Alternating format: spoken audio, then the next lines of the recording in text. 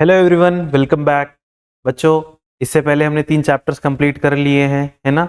और यहाँ पर अब मैं आपके लिए लेकर आया हूँ chapter number 4, that is determinants. तो आई होप ईगरली इस वीडियो का वेट कर रहे थे आप, क्योंकि ये इंपॉर्टेंट चैप्टर है और इससे बहुत सारे एमसीक्यूज बन जाते हैं एग्जाम ओरिएंटेड। ठीक है ना। सीबीएसई में भी आप लोगों ने इस चैप्टर पे बहुत फोकस करा होगा, नहीं भी करा तो आज इस वीडियो में मैं आपको इस टॉपिक पे बहुत सारे एमसीक्यूज, मतलब हो सकता है कि मैं पार्ट्स में इस चीज को लेकर आऊं, लेकिन इस चैप्टर के अंदर बहुत सारे क्वेश्चंस करवाने वाला हूं। पहले किस सीक्वेंस में चलेंगे मैं बता देता हूं। पहले मैं इंपॉर्टेंट फॉर्मूलाज लिखवाऊंगा सारे इस चैप्टर के जितने भी हैं। ठीक है, एमसीक्यू बेस्ड जो भी इंपॉर्टेंट फॉर्मूलाज है वो कवर होंगे। फिर आपके पास सब्जेक्टिव क्वेश्चंस होंगे, फिर बहुत सारे ऑब्जेक्टिव क्वेश्चंस होंगे। तो ये चैप्टर पूरा आप ये लगा लो मैं घोल के पिला देने वाला हूं आपको, है ना। इतने क्वेश्चंस प्रैक्टिस कर लो, इन फॉर्मूलाज को बार बार लिखकर याद कर लो, और इस चैप्टर से फिर एक भी नंबर नहीं कटने वाला। ठीक है, आई होप आप सब रेडी हो। मेरा इंट्रोडक्शन आपको पता है, माई सेल्फ वैभव सिन्हा, और पिछले 7 ईयर्स से मैं आप लोगों को सीबीएसई के लिए पढ़ा रहा हूँ। ठीक है, सीयूटी के लिए। प्लेटफॉर्म नया है, बंदा पुराना है। ठीक है, बहुत एक्सपीरियंस हाथों में हूँ, आपको बस फॉलो करना है। फॉलो करते टाइम 2 रूल्स बताते चल रहा हूं मैं। इस वीडियो को देखते हुए बच्चों क्या करना है, 2 रूल्स को फॉलो करना है। पहला रूल, एक तो पूरी वीडियो को देखना है ना। मेरा नहीं, आपका फायदा है। ठीक है, सोशल मीडिया में मुझे पता है बहुत सारे डिस्ट्रैक्शन है, आप थोड़ी देर वीडियो देखते हो फिर इधर उधर चले जाते हो, लेकिन पूरी वीडियो को देखना है। दूसरा, बेटा नोटबुक और पेन लेकर बैठो, क्वेश्चंस को करते चलो, है ना। करते रहोगे तो फिर ये वीडियो आपकी बहुत हेल्पफुल होगी और आपको बहुत अच्छा स्कोर दिला के देगी। ऐसा नहीं है कि सिर्फ देख रहे हो और सॉल्व नहीं कर रहे हो, ऐसा नहीं होना चाहिए। ठीक है बच्चों, सॉरी। चलो वीडियो को स्टार्ट करते हैं क्वेश्चंस के साथ। अच्छा सॉरी, पहले क्या करेंगे, हम इंपॉर्टेंट फॉर्मूलाज लिख लेंगे। ठीक है, ये चैप्टर क्या है हमारा, डिटर्मिनेंट है ना। इसमें जो बेसिक फॉर्मूलाज है हमारे पास, इसको पार्टीशन बना लेते हैं। बेसिक फॉर्मूलाज की अगर मैं बात करूं तो एक फॉर्मूला आप लोगों ने पढ़ा होगा बच्चों, that adjoint A into A matrix अगर हम करते हैं, या फिर A into adjoint A matrix करते हैं, तो हमें क्या मिलता है, we get determinant of A into identity matrix. ठीक है, बहुत इंपॉर्टेंट फॉर्मूला है, कई बार क्वेश्चंस बन जाते हैं इस। ए इनवर्स का फॉर्मूला यहीं से मिलता है, वो क्या होता है, 1 upon determinant of A adjoint A. ठीक है, ये भी another important formula. if A into B is equals to identity matrix, so this implies A inverse equals to B or B equals to A inverse। Sorry, तो same ही बात हो गई।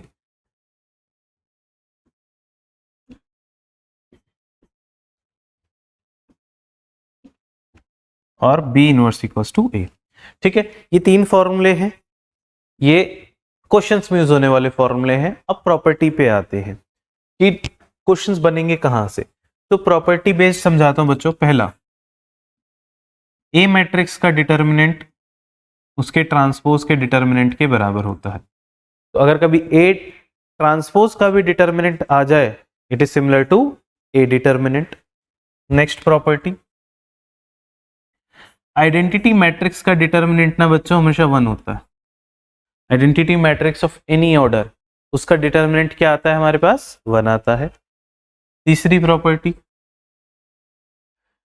अगर 2 मैट्रिसेस हैं ए इंटू बी मैट्रिक्स और उसका determinant लेते हैं, तो ए इंटू बी मैट्रिक्स का डिटर्मिनेंट क्या होता है, it is A determinant into B determinant. ठीक, लेकिन अगर यहां पर 2 मैट्रिक्स की बजाय एक स्केलर टर्म आ जाए, अगर ये हो जाए k टाइम्स ए का डिटर्मिनेंट। ठीक है, फर्क क्या है, यहाँ दोनों मैट्रिसेस थी, यहाँ पर ए तो मैट्रिक्स है और ये k क्या है, k इज एनी कांस्टेंट, मतलब 3 टाइम्स ए मैट्रिक्स। कभी भी ऐसे दे दे तो इसका डिटर्मिनेंट क्या आता है, ये होता है k to the power n determinant of a, where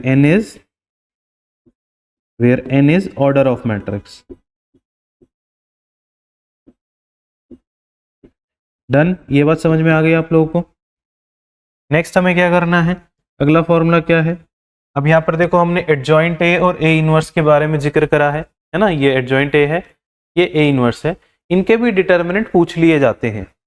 तो इसके लिए भी आप ऐसा फॉर्मूला इन्हें याद कर लो कि अगर कभी पूछा जाए एडजॉइंट ए का डिटर्मिनेंट तो क्या होता है, that is determinant of A to the power n-1। Same चीज नेक्स्ट, अगर आपसे पूछ लिया जाए ए इनवर्स का डिटर्मिनेंट तो वो होता है डिटर्मिनेंट ऑफ ए की पावर -1। इसे आप ये भी लिख सकते हो 1 में डिटर्मिनेंट ऑफ ए। ठीक है, इतनी ही प्रॉपर्टीज को हम लोग यूज करते चलेंगे। अगर वो दोनों प्रोडक्ट में है मैट्रिसेस तो A determinant to B determinant, constant है तो k to the power n, और इन सभी में n का वैल्यू क्या है, n is the order of matrix. सब में n क्या लेना है, n is the order of matrix. अच्छा, और कुछ नया आपको देखने मिल सकता है क्या, हाँ, सिंगुलर मैट्रिक्स। सिंगुलर मैट्रिक्स क्या होती है पता है, तो सिंगुलर मैट्रिक्स ऐसी मैट्रिक्स होती है बच्चों, सिंगुलर मैट्रिक्स जिसमें बच्चों डिटर्मिनेंट 0 हो जाए। ठीक है, ऐसी मैट्रिक्स जिसका डिटर्मिनेंट लेने पर 0 आ जाए वो कैसी मैट्रिक्स कहलाती है, सिंगुलर मैट्रिक्स। कई बार क्वेश्चन आता है find value of x if it is a singular matrix. Singular matrix जिसका डिटर्मिनेंट 0 आ जाए, और ये जो मैट्रिक्स होती है ये नॉन इन्वर्टिबल होती है। ठीक है, तो अगर आपसे बोले सिंगुलर मैट्रिक्स या आपसे बोले नॉन इन्वर्टिबल मैट्रिक्स, दोनों में आपको क्या कंडीशन लगानी है, डिटर्मिनेंट इक्वल्स टू 0। दोनों में क्या करना है, डिटर्मिनेंट इक्वल्स टू 0। सेम इसका उल्टा नॉन सिंगुलर,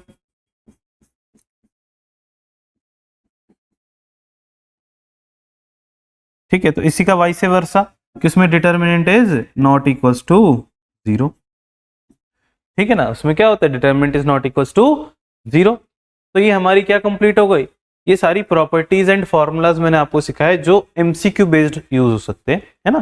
प्लस इसमें जैसे एक वो एरिया ऑफ ट्राइंगल वाला कंसेप्ट है, वो मैंने इसमें क्वेश्चन डाला हुआ है, जब वो क्वेश्चन आ जाएगा क्वेश्चन के थ्रू कर लेंगे। ठीक है, अदरवाइज तो ये छोटी छोटी प्रॉपर्टीज है, इन्हें क्या करो 2 बार लिख लो, है ना, और फिर क्वेश्चंस लगा लो। जब इसी प्रॉपर्टी पर बेस्ड बहुत सारे क्वेश्चन बना के लाया हूं मैं, इन्हें अप्लाई करते चलोगे प्रैक्टिस होती चली जाएगी।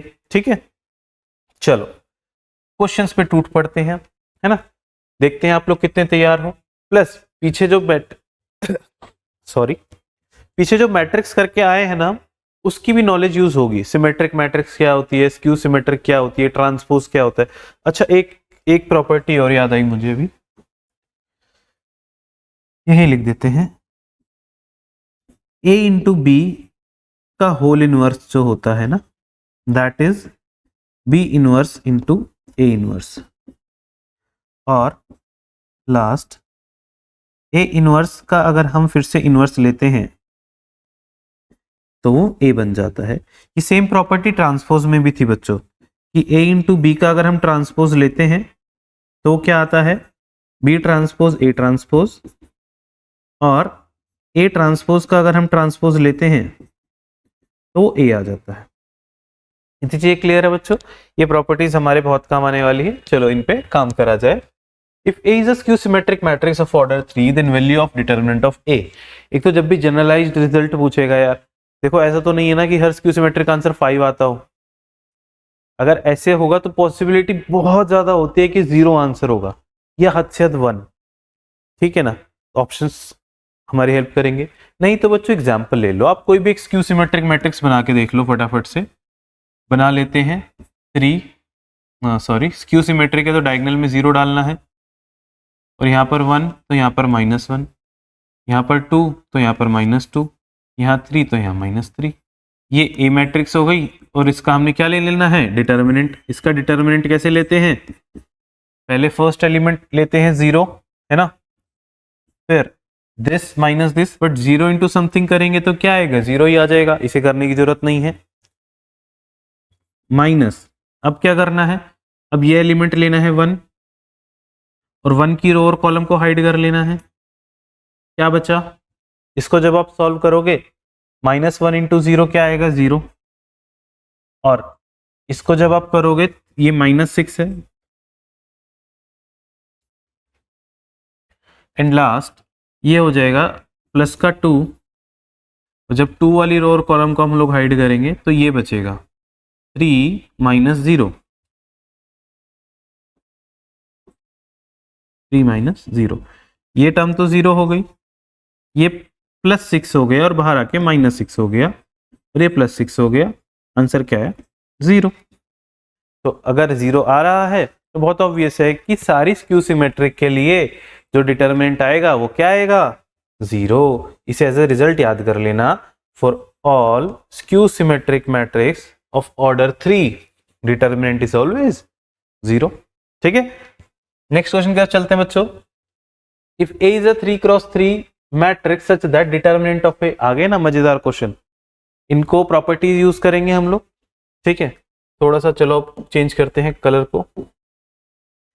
एक थर्ड ऑर्डर की मैट्रिक्स है तो n का वैल्यू क्या है हमारे पास? n है हमारे पास 3। ठीक, और हमें क्या दे रखा है? हमें दे रखा है determinant of A that is 8। हमसे क्या पूछा है? 3A का डिटर्मिनेंट। तो इसकी प्रॉपर्टीज क्या है बच्चों? इसकी प्रॉपर्टी है, हमने प्रॉपर्टी पढ़ी थी k इंटू ए का डिटर्मिनेंट क्या होता है? k to the power n determinant of A।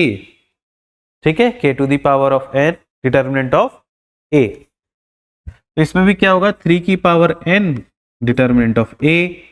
n हमारे पास 3 है और डिटर्मिनेंट ऑफ A हमारे पास 8 है, तो 3 3 जा 9, 9 3 जा 27, 27 इंटू 8 कर देना है, 8 7 जा 56, कैरी गया 5, 216 इज द आंसर। ठीक है, समझ में आ गए बच्चे प्रॉपर्टी कैसे यूज होगी? समझ में आया है ना? चलो अगला क्वेश्चन करते हैं। If A and B are square matrices each of order 3, अब दो मैट्रिसेस डाल दी बच्चों। ठीक है, दोनों का ऑर्डर क्या है? 3। तो n तो हमारे पास 3 रहने वाला है और A का डिटरमिनेंट हमें दे दिया है 5। A का डिटरमिनेंट हमें दे दिया है 5, और क्या दे रखा है हमें? B का डिटरमिनेंट भी दे दिया। ओके, बस प्रॉपर्टीज पे काम करना है हमें। 3 हमसे पूछा है 3 टाइम्स AB का होल डिटरमिनेंट क्या होगा? ठीक है, तो हमें बस ये क्या याद रखना है कि जो ये चीजें प्रोडक्ट हो रही हैं बच्चों, कि ये मैट्रिसेस हैं या कोई नंबर है। ठीक है, स्केलर क्वांटिटी है या फिर मैट्रिक्स है। जैसे इन दोनों को मैं सिंगल एलिमेंट मान लूं फिलहाल, तो ये तो मैट्रिक्स है, इनका प्रोडक्ट भी एक मैट्रिक्स आएगा, तो ये एक स्केलर टर्म हो गई। तो अभी हमने प्रॉपर्टी पढ़ी थी, तो ये क्या हो जाएगा? 3 to the power n determinant of AB हो जाएगा ना। अभी पीछे पढ़ी थी हमने प्रॉपर्टी कि k इंटू ए का डिटर्मिनेंट क्या होता है? k की power n determinant of A।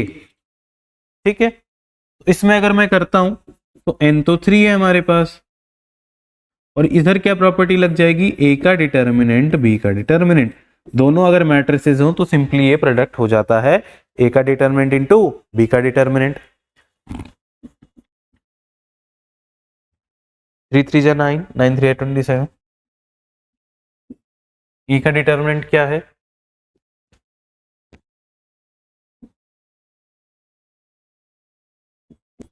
A का डिटर्मिनेंट 5 है और B का डिटर्मिनेंट 3 है, तो 27 इंटू 3 81 इंटू 5, 8 5 जा 40, 405 इज द आंसर। तो ये हमारा क्या आ गया? आंसर आ गया। चलो आगे चलते हैं नेक्स्ट क्वेश्चन की तरफ। कितने क्वेश्चन हो गए? 4th question. बहुत इजी क्वेश्चन आते हैं इसमें, 1 मार्कर में, टेंशन लेने वाली बात ही नहीं है बच्चों। देखो CUET बहुत मुश्किल नहीं है, फिर से बता दूं, CUET मुश्किल नहीं है क्रैक करना, थोड़ी सी कंसिस्टेंसी चाहिए। चीजों को बहुत लाइटली ले लेते हैं बच्चे और आते हुए क्वेश्चंस को गलत करके आते हैं, क्योंकि प्रैक्टिस ही नहीं होती। बहुत लाइटली नहीं लेना है, प्रैक्टिस करनी है हर तरह के क्वेश्चंस की। ठीक है, if A and B are square matrices of same order 3, A और B क्या है? स्क्वायर मैट्रिसेस, किसकी? ऑर्डर 3 की। सच दैट A का डिटर्मिनेंट 2 दे रखा है, B का B का डिटरमिनेंट फाइंड करना है, और A भी दे रखा है 2 इंटू आइडेंटिटी मैट्रिक्स। ठीक है, स्टार्ट करते हैं कहानी यहां से। हमें क्या दे रखा है? A इंटू बी का जो होल डिटर्मिनेंट है, अच्छा नहीं, हमें दे रखा है A into B is equals to 2i। इसका डिटर्मिनेंट ले लेते हैं, है ना। a इंटू बी का होल डिटर्मिनेंट क्या आएगा, वो आ जाएगा 2i का होल डिटर्मिनेंट आएगा। तो ये हो जाएगा a का डिटर्मिनेंट इंटू b का डिटर्मिनेंट। अब क्योंकि ये कांस्टेंट टर्म है तो इसको कैसे लिखना है, इसे लिखना है 2 की power n determinant of identity matrix. अब ये सारी चीजें लिखवाई हुई हैं फर्स्ट स्लाइड में, ध्यान दो, सारी चीज फॉर्मूले के तौर पे मैंने फर्स्ट स्लाइड में लिखवाई हुई है आपको, ठीक है, कि भाई आइडेंटिटी का डिटर्मिनेंट 1 होगा और a इंटू बी का डिटर्मिनेंट कैसे लेना है, k इंटू ए का डिटर्मिनेंट कैसे लेना है, ये सारी चीजें लिखाई हैं, इनकी ही प्रैक्टिस हो रही है और कुछ नहीं है, ठीक है। ये मेरा तरीका है बच्चों, मैं हवाई फायर नहीं करता कि कुछ कुछ बता दिया, 2-4 क्वेश्चन करा दिए, नहीं, पहले आपको सारे इंपॉर्टेंट कॉन्सेप्ट बताए जाएंगे और उस पर बहुत सारे क्वेश्चंस प्रैक्टिस करवाए जाएंगे, फालतू बातें नहीं होती हैं इस वीडियो में, है ना। और चैनल्स पे मैं देखता हूँ कई बार क्या होता है कि कहानियां तो बहुत सारी डिस्कस हो जाती हैं, क्वेश्चंस काम के 2-4 होते हैं, है ना। और वो भी कई बार बच्चे कमेंट सेक्शन में लिख रहे होते हैं, सर आप खुद को ही समझा रहे हो क्या तो ऐसा नहीं है यहाँ पर, इसलिए मैं ऐसे क्वेश्चंस लेकर आता हूँ जो आप लोगों के लिए हो सकता है कुछ क्वेश्चंस करे हुए हों, कुछ नए हों, और आप समझ कर जाओ यहाँ पर, ठीक है। आपके लिए कराई जा रही हैं चीजें, इनकी प्रैक्टिस करोगे तो बहुत हेल्पफुल होगा, ठीक है।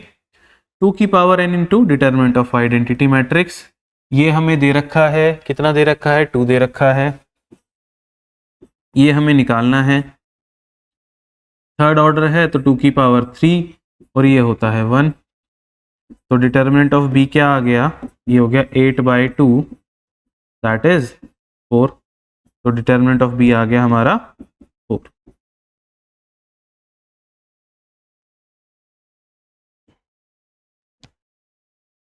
Next, find the maximum value. अच्छा क्वेश्चन है बच्चों, इंपॉर्टेंट क्वेश्चन है, 2 स्टार लगा देते हैं, इंपॉर्टेंट क्वेश्चन है ना। इसमें क्या करना है, इसकी मैक्सिमम वैल्यू फाइंड करनी है। मैक्सिमम वैल्यू कैसे फाइंड करेंगे, पहले डिटर्मिनेंट सॉल्व करते हैं, देखते हैं क्या एक्सप्रेशन मिलता है, फिर उसकी मैक्सिमम या मिनिमम वैल्यू पर काम कर लेंगे। क्वेश्चन सॉल्व करते हैं, इसका डिटर्मिनेंट निकालें अगर हम लोग, तो पहले यहाँ पर बना लेते हैं 1 1 1 1 1 प्लस साइन थीटा 1 1 1 और 1 प्लस कॉस थीटा, ठीक। तो डिटरमिनेंट लेना आता है ना बच्चों, डिटरमिनेंट कैसे लेते हैं, पहले फर्स्ट रो के फर्स्ट एलिमेंट को हमने लिया, ठीक है, 1 आ गया, फिर इसकी रो और कॉलम को हाइड कर देते हैं, ठीक है। तो जो बच गया 2 क्रॉस 2 उसका डिटरमिनेंट लेना होता है, this into this minus this into this, तो 1 plus cos sine theta into 1 plus cos theta, ठीक है। नेक्स्ट, अब सेकेंड एलिमेंट ले लेते हैं -1, अब 1 लोगे जब आप, तो ये वाली रो और कॉलम हटा दो, तो अब की क्या बच गया, 1 प्लस कॉस थीटा -1 और प्लस तीसरा अगर मैं ले लेता हूं ये वाला, तो ये हो गया 1 माइनस दिस, तो ये हो गया 1 और माइनस का साइन थीटा, मैंने ब्रैकेट हटा दिया बच्चों, ठीक है। जब आप सब्ट्रैक्ट करोगे तो दोनों टर्म ही नेगेटिव हो जाएंगी, ठीक। तो इसको सिंप्लीफाई करें जरा, तो ये 1 इंटू 1 1 हो गया, फिर 1 into cos theta plus sine theta plus sine theta cos theta. इधर की अगर मैं बात करूं तो ये क्या आया है, ये 1 से तो 1 कैंसिल आउट हो गया और ये बचा माइनस का कॉस थीटा, और इधर अगर मैं बात करूं ये भी 1 से 1 कैंसिल हो गया और ये भी बचा माइनस का साइन थीटा। तो भाई साइन थीटा से साइन थीटा गया, कॉस थीटा से कॉस थीटा गया, क्या आंसर आया है, क्या आंसर आया है यहाँ पर लिख लेते हैं, हमारा आंसर आया है 1 plus sine theta cos theta. तो बच्चों इसका मैक्सिमम वैल्यू पूछा है, मैक्सिमम वैल्यू मिनिमम वैल्यू कैसे निकालते हैं, उसमें ना आपको इस वाले पार्ट का निकालना है और जो आंसर आएगा उसमें +1 कर देना है, ठीक है। ये ट्रिग्नोमेट्री का पार्ट बन गया बच्चों। अच्छा है, यहाँ पर आपको मैं रिवाइज करवा देता हूँ, कभी भी साइन और कॉस प्रोडक्ट में उसका मैक्सिमम मिनिमम वैल्यू पूछे तो क्या करना है, ठीक है। इसको मान लेते हैं ए फंक्शन मान लेते हैं, ठीक है, ये ए है, ठीक है। तो ए क्या है मेरा, sine theta into cos theta. इसको क्या करो बच्चों, 2 से मल्टीप्लाई और 2 से डिवाइड कर दो। क्यों भाई, ये एक आइडेंटिटी बन गई, 2 sine theta cos theta identity बन गई ना। किसकी आइडेंटिटी है, साइन 2 थीटा, तो ये क्या 1/2 साइन 2 थीटा। और बच्चों साइन 2 थीटा की मैक्सिमम और मिनिमम वैल्यू क्या होती है, थीटा कुछ भी हो, साइन थीटा की मिनिमम वैल्यू -1, मैक्सिमम वैल्यू +1। पर हमारे पास क्या है, हाफ साइन थीटा, तो हाफ से मल्टीप्लाई कर दो पूरी इक्वेशन को, तो हाफ साइन 2 थीटा और +1/2। ठीक, क्या क्वेश्चन में सिर्फ इतना पार्ट था, सिर्फ ये ए फंक्शन की मिनिमम और मैक्सिमम पता चल गई, पर हमारे पास तो +1 भी करना है, सारी इक्वेशन में +1 कर दो, तो -1/2 +1 1 प्लस 1/2 साइन 2 थीटा, और ये हो जाएगा 1 + हाफ। ठीक, तो ये 1 में से हाफ गया तो इधर आ गया 1/2, ये आ गया डिटर्मिनेंट ऑफ ए, और ये आ गया 3/2। तो इस फंक्शन की मैंने आपको मिनिमम और मैक्सिमम दोनों ही वैल्यू निकाल के दिखा दी बच्चों, क्योंकि हो सकता है अभी मैं आपको मैक्सिमम सिखाऊं, बाद में आ जाए मिनिमम। तो बच्चों कोई भी साइन या कॉस की टर्म वाला क्वेश्चन हो तो उसे सिंगल फंक्शन में चेंज करो पहले, ठीक है। सिंगल फंक्शन में चेंज कर देने के बाद आप इनइक्वालिटी की हेल्प लो कि साइन थीटा या कॉस थीटा है वो -1 से 1 के बीच में रहता है, फिर उसके साथ जो भी प्लस माइनस हो रहा है उसे करते चलो, है ना। तो इसकी मिनिमम वैल्यू हो गई 1/2, मैक्सिमम वैल्यू जो इस क्वेश्चन ने पूछी थी वो क्या हो गई 3/2 इज दी आंसर। ठीक है बच्चों, चलो नेक्स्ट क्वेश्चन की तरफ चलते हैं। इफ, अच्छा स्क्रीनशॉट वगैरह लेना हो आप लोगों को, ठीक है ले सकते हो, अदरवाइज इसकी पीपीटी या जो भी इसके असाइनमेंट है ये आपको मैं टेलीग्राम ग्रुप पे डलवा देता हूँ, आप वहां से भी ले सकते हो, अदरवाइज स्क्रीनशॉट लेकर भी अपना काम चला सकते हो, ठीक है। लिख लोगे तो ज्यादा अच्छा रहेगा। आगे चलते हैं। If A is a square matrix of order 3, determinant 9 दे रखा है, हमसे बोला है 2 टाइम्स एडजॉइंट ए बता दो। अगेन फॉर्मूलाज की प्रैक्टिस है, 2 टाइम्स एडजॉइंट ए का डिटर्मिनेंट, तो ये एडजॉइंट ए जो होती है ये एक मैट्रिक्स होती है, तो ये हो गया k इंटू ए मैट्रिक्स। k इंटू ए मैट्रिक्स क्या होगी, 2 की पावर n एडजॉइंट ए का डिटर्मिनेंट। अब ये भी खुद में एक प्रॉपर्टी है, 2 की पावर n है 3,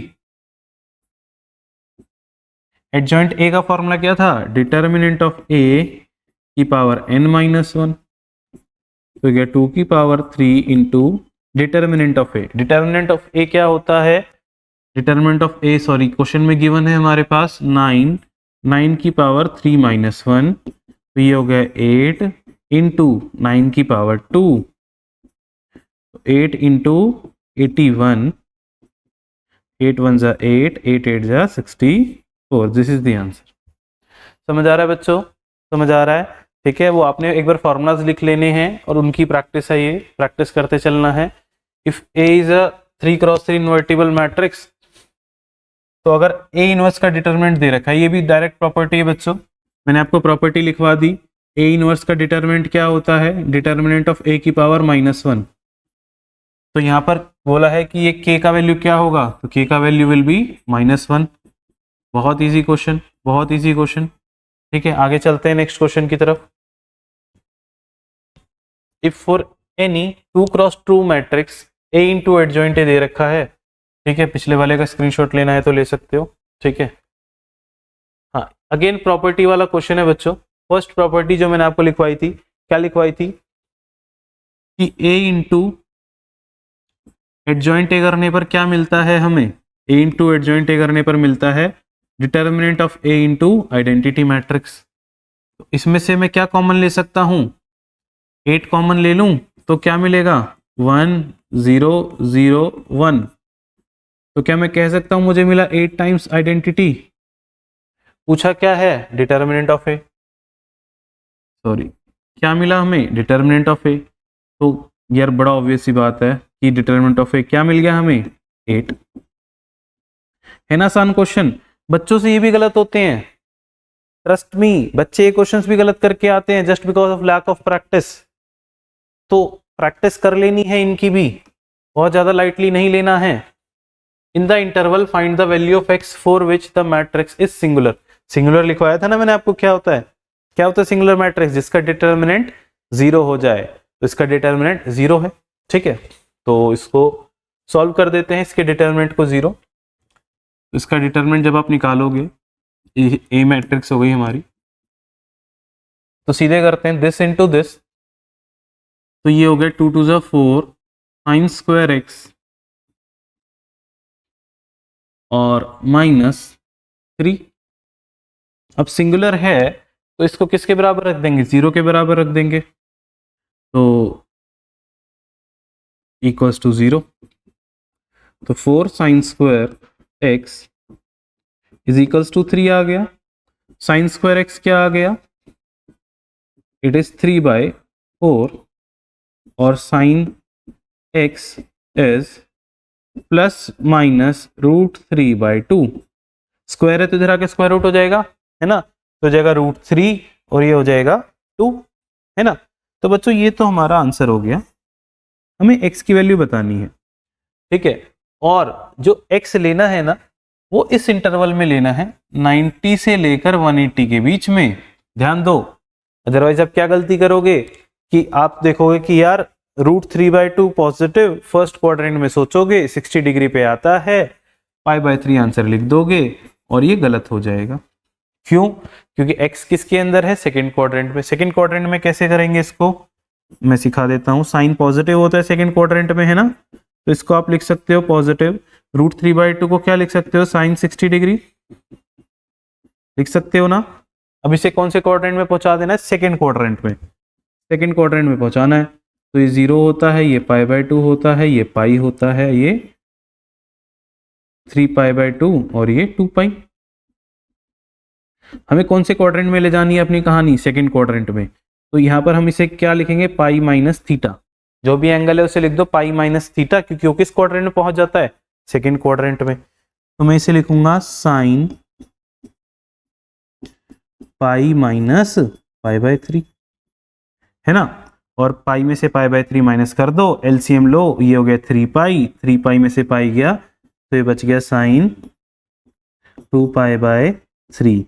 तो x की वैल्यू क्या आ गई बच्चों, हमारा आंसर आ गया x इक्वल्स टू 2π/3, ठीक है। क्वाड्रेंट का ध्यान रखना होता है बच्चों, क्योंकि अगेन ट्रिग्नोमेट्रिक फंक्शन है, एक से ज्यादा आंसर इसके आ सकते हैं, ठीक है। चलो अगले क्वेश्चन की तरफ चलें। ए मैट्रिक्स दे दिया है, एडजॉइंट है पूछा है, ओहो इतना आसान क्वेश्चन यार। चलो ये भी मैंने इसलिए डलवाया था कि आपको शॉर्टकट याद हो जाए कि अगर 2x2 की मैट्रिक्स हो तो उसका एडजॉइंट हम बड़ी जल्दी निकाल सकते हैं। 2x2 की मैट्रिक्स का एडजॉइंट सीधा सीधा फॉर्मूला होता है। करना क्या होता है बच्चों, अगर मान लो ये ए मैट्रिक्स आपको दे रखी है, इसके अंदर ये एलिमेंट है A11, A12, A21 और A22, तो ना ये होते हैं मेन डायगोनल और ये होते हैं ऑफ डायगोनल। आपने क्या करना है, मेन डायगोनल, स्पेलिंग चलो देख लेना, स्पेलिंग समझ गए, मेन डायगोनल है ये, GONAL होता है, ठीक है। मेन डायगोनल करना है आपने बच्चों एक्सचेंज, इसके एलिमेंट्स को एक्सचेंज कर दो। और ये जो ऑफ डायगोनल है ना, ऑफ डायगोनल, इसमें साइन चेंज कर दो। क्या करना है हमें, मेन डायगोनल के एलिमेंट्स को एक्सचेंज कर देना है, ऑफ डायगोनल के एलिमेंट के साइन चेंज कर देने हैं, बस आपका आंसर आ जाएगा। तो इसमें जो एडजॉइंट ए आएगा that will be, main diagonal के एलिमेंट एक्सचेंज कर दो 3 और 5, और ऑफ डायगोनल के एलिमेंट के साइन चेंज कर दो -2 -7, दिस इज योर आंसर। बस इतना ही करना था। पर ध्यान रखना ये चीज सिर्फ 2x2 के लिए है, 3x3 में मत अप्लाई कर देना, बाद में बोलो हमारे सर ने सिखाया था। भैया सिर्फ और सिर्फ 2x2 के लिए है ये, 3x3 में तो बाकायदा सारे के सारे कोफैक्टर्स निकाल के ही एडजॉइंट मैट्रिक्स बनानी पड़ेगी। ठीक है बच्चों, चलो एमसीक्यू क्वेश्चंस आ गए क्या? 10 क्वेश्चंस, ठीक है। चलो इसको यहीं पे खत्म करते हैं, ठीक है। अब आज की वीडियो यहीं खत्म करते हैं। अब क्या करेंगे, नेक्स्ट पार्ट में एमसीक्यूज करेंगे, ठीक है। तो आपको लिए भी एक ये मोटिवेशन का काम हो जाएगा कि हाँ आपने एक वीडियो खत्म करी है, वीडियो नंबर 2, ठीक है। वीडियो नंबर 2 में क्या होगा, इस पे रिलेटेड एमसीक्यू क्वेश्चंस लेकर आऊंगा। इस वीडियो में क्या करा हमने, सारे थ्योरेटिकल पार्ट को कवर करा है, ठीक है। सारे फॉर्मूलाज कवर करे हैं और उस पर बेस्ड जो भी क्वेश्चन बन सकते थे वो रिवाइज करे हैं। कमेंट सेक्शन में जरूर बताओ कि वीडियोस आपके लिए हेल्पफुल हो रही है कि नहीं, पढ़ने में आपको मजा आ रहा है कि नहीं, ठीक है, ताकि हम आपके लिए और ज्यादा कंटेंट लेकर आए, ठीक है। नेक्स्ट वीडियो में मिलते हैं बच्चों, तब तक के लिए गुड बाय।